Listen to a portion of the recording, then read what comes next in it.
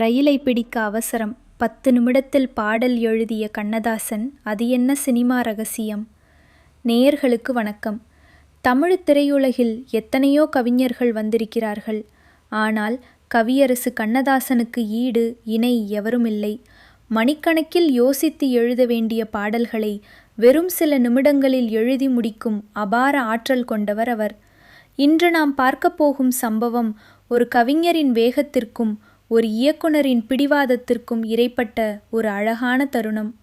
அதுவும் தமிழ் சினிமாவின் மிகச்சிறந்த இயக்குனர்களில் ஒருவரான ஸ்ரீதர் அவர்களின் படத்தில் நடந்த சுவாரஸ்யமான பின்னணிதான் இது.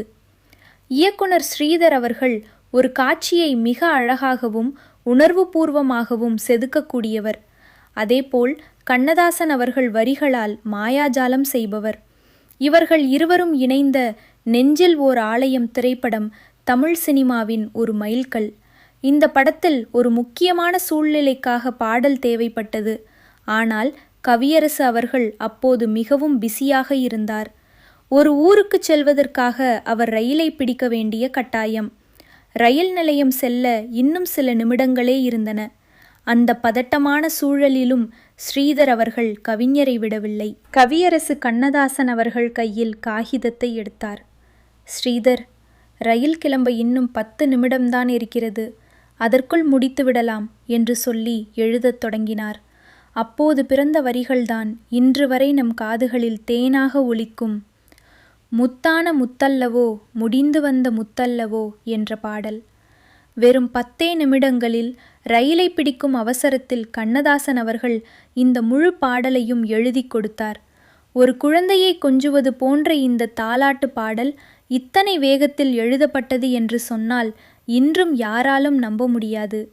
ஸ்ரீதர் அவர்கள் அந்த வரிகளை பார்த்ததும் வியந்து போனார்.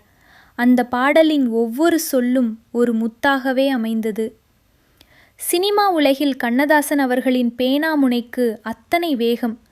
ஒருமுறை MSV அவர்கள் மெட்டு போட்டு கொண்டிருக்கும் போதே அடுத்த வரியை கண்ணதாசன் சொல்லிவிடுவார். நெஞ்சில் ஓர் ஆலயம் படத்தில் வரும் இந்த பாடல் மட்டாடல் மட்டுமல்ல, இதேபோல் பல பாடல்களை அவர் காரில் செல்லும் போதும் உணவருந்தும் போதும் கூட எழுதியிருக்கிறார். ஸ்ரீதர் போன்ற நுணுக்கமான இயக்குனர்களுக்கு கண்ணதாசனின் வரிகள் ஒரு வரப்பிரசாதமாக அமைந்தன.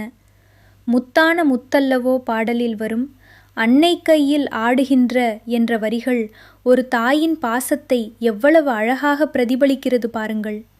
இதெல்லாம் வெறும் 10 நிமிட தயாரிப்பு என்பதுதான் கவியரசு என்ற ஆளுமையின் ரகசியம்.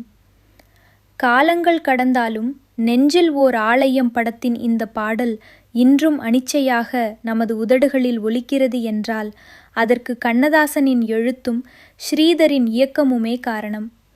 ஒரு கவிஞன் நினைத்தால் காலத்தையே அந்த 10 நிமிடங்களுக்குள் அடக்கிவிட முடியும் என்பதற்கு இதுவே சாட்சி. இந்த சுவாரஸ்யமான தகவல் உங்களுக்கு பிடித்திருந்தால் சினிமா ரகசியம் சேனலை சப்ஸ்கிரைப் செய்யுங்கள். இதேபோல் இன்னும் பல ரகசியங்களோடு உங்களை சந்திக்கிறேன். நன்றி, வணக்கம்.